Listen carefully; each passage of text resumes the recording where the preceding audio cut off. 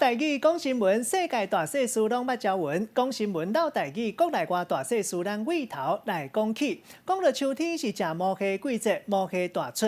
较早人讲毛虾腐烂，虾仔倒单，田蛤仔跳过田花。中文讲的虾，台语是分做真幼路，种类百款，五花杂色。一般生活正水出海口，咱讲是毛虾；若是生活伫海，咱讲是翅仔、一马。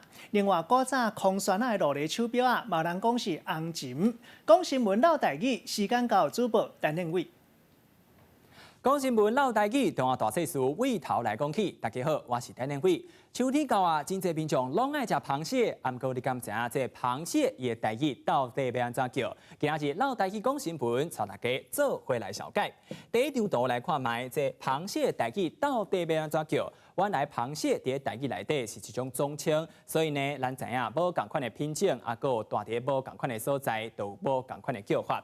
亲像伫加水内底叫做是毛蟹，伫咸水内底叫做是鲫仔，啊，佮有翅仔。另外看卖这有毛的叫做是毛蟹，无毛的叫做是鲫仔。鲫仔又佮有三种：菜鲫、处女鲫，啊，佮有红鲫。另外看卖，其实这翅仔甲鲫仔是非常相像，无共款的所在，就是其中这一点一点的斑点。鲫仔伊的鲫仔讲是较大只的，另外来看卖这翅仔讲是较细只的，而且尖尖长长，啊，佮有一气一气。另外看卖非常有名的，就是这万里蟹。万里蟹其实有三种无共款的品种，就是这花翅仔、三点翅仔，啊，佮有这石鲫。好，知影这螃蟹台语要安怎叫起话？你敢知影这山港啊，佮山宝到底要安怎分？来看卖，原来这山港就是腹肚较尖的，另外伊的身躯是较细只的，啊，佮有一个鲫仔讲是较大只的。另外看卖这山宝伊呢腹肚是圆圆扁扁，身体是较宽，另外这鲫仔讲是较细只的。所以呢，就有一句俗语讲，爱食这上海毛蟹，爱高圆杂尖。高圆杂尖是啥物款的意思咧？原来就是讲，旧历9月份的时阵，爱食这圆圆的腹肚圆圆的，就是这山宝；安尼这旧历10月份的时阵，爱食这腹肚尖尖的，就是这山港。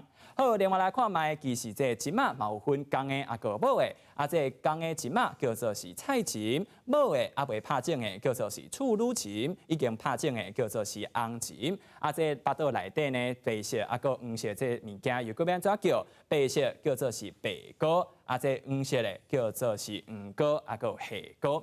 好，另外来看卖伫个珲春的这个所在呢，其实叫螃蟹，佮有另外一种无共款的叫法。来看卖伫个珲春的这个所在呢，其实伊的螃蟹又搁叫做是港仔。为什么叫做是港仔咧？原来这原住民拜原族叫这螃蟹叫伊是港，所以呢在地人嘛叫螃蟹叫伊是港仔。另外，有一个真趣味的这搭水果，爱含这螃蟹有关系。来看卖，就是这红港边虾、过山虾、山马、大马、南投马，半岛资源是真正多，生态保育爱靠大家，靠大家。